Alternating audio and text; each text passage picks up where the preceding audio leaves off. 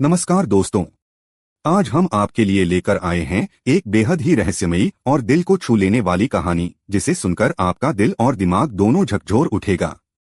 ये कहानी है तुम्बाड़ की, जो डर, लालच और एक अभिशप्त खजाने की कहानी है।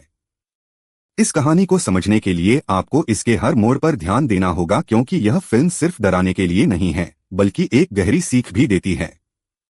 तो चलिए शुरू करते हैं इस अनसुनी और रहस्यमयी कहानी की यात्रा।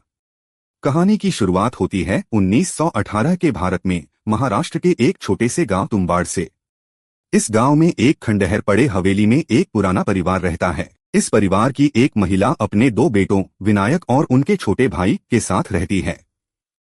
हम देखते हैं कि विनायक की मां एक बूढ़े आदमी की देखभाल करती है, जो उस खंडहर हवेली में रहता है।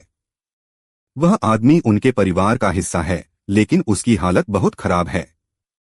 उसकी मां को उससे नफरत है, पर फिर भी वह उसकी सेवा करती है, क्योंकि वह जानती है कि उस आदमी के पास एक बहुत बड़ा रहस्य छिपा है, तुम्बाड़ का खजाना। यहीं से कहानी में लालच और संघर्ष की शुरुआत होती है। विनायक की मां चाहती है कि उसका परिवार इस गांव से हमेशा के लिए दूर चला जाए, क्योंकि इस हवेली और खजाने से जुड़ा अभिशाप उनके पीछे है। विनायक एक बच्चा है, लेकिन उसके मन में खजाने की लालच घर कर चुकी है। उसकी मां उसे हस्तर की पौराणिक कहानी सुनाती है। हस्तर एक देवता था जिसने अपने लालच में आकर सभी देवताओं के खजाने को चुरा लिया था। देवताओं ने उसे शाप दिया और उसे अनंतकाल तक भूख और प्यास का दंड मिला। लेकिन हस्तर को कभी पूजा नहीं गया, क्योंकि वह सिर्फ लालच का प्रतीक था। विनायक की मां उसे बार बार चेतावनी देती है कि खजाने के पीछे मत जाओ, क्योंकि हस्तर का श्राप तुम्बाड़ के हर कोने में छिपा हुआ है। लेकिन विनायक का मन उस खजाने में बसा रहता है। उसकी आंखों में वो दौलत पाने की चमक साफ दिखाई देती है, और यही लालच उसे विनाश की ओर खींचने लगता है।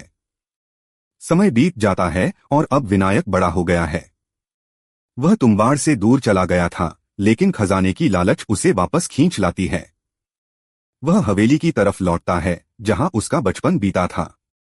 हवेली अब भी उतनी ही भयानक और खंडहर पड़ी है। जब वह हवेली के अंदर जाता है तो उसे अपनी मां की बातों का सच्चाई का एहसास होता है। हवेली के अंदर हर दीवार, हर कोना हस्तर के श्राप से गूंज रहा होता है। विनायक को यह समझ में आता है कि खजाना पाने के लिए उसे हस्तर का सामना करना होगा, और हस्तर से बचना असंभव है। इस दृश्य में विनायक का डर, उसकी लालच, वह अपने बेटे को हवेली और खजाने की कहानी सुनाता है और उसे भी लालच की ओर खींचता है।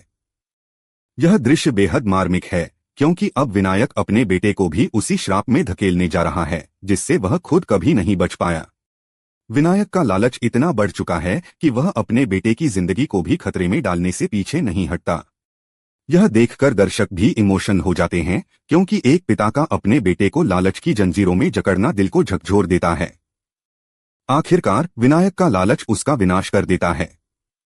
वह फिर से तहखाने में जाता है, लेकिन इस बार उसकी किस्मत उसका साथ नहीं देती। हस्तर अब और भी खतरनाक हो चुका है और विनायक को बचने का कोई रास्ता नहीं मिलता।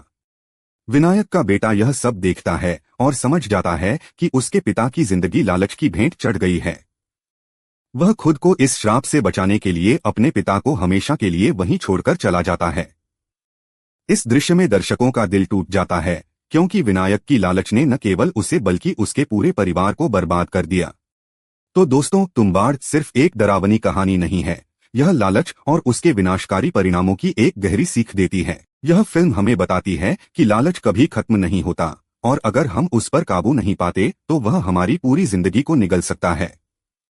इस कहानी का हर मोड़ हमें सोचने पर मजबूर करता है कि क्या हम भी अपने जीवन में किसी न किसी लालच का शिकार तो नहीं हो रहे।